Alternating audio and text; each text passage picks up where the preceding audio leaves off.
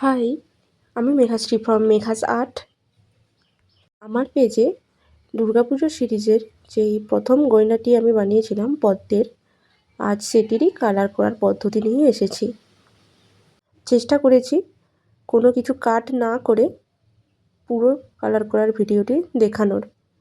Normal পদ্ম ফুলের colour যেরকম হয় তার থেকে বেরিয়ে এসে আমি একটু অন্য রকম করার চেষ্টা করেছি, যার জন্য আমি এখানে অনেকগুলি কালার কম্বিনেশন করে এই পদ্মের কালারটি বানিয়েছি। রং করার সময় এখানে অল্প অল্প কালার নিয়েছি আমি, আর রংটিকে খুব পাতলা করে নিয়ে এখানে ব্যবহার করেছি, যাতে করে রঙগুলি একে অপরের সাথে ভালোভাবে মিশে যায়। পদ্মটির রঙের প্রথম কোট করে নেওয়ার পর ভালো করে শুকিয়ে দ্বিতীয় কোটের ব্যবহার করেছি।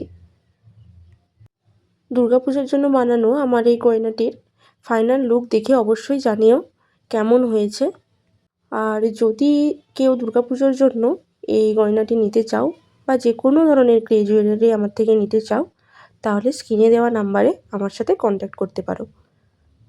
দেখা হচ্ছে অন্য দিন নতুন কোনো গয়না, নতুন কোনো ভিডিওর সাথে।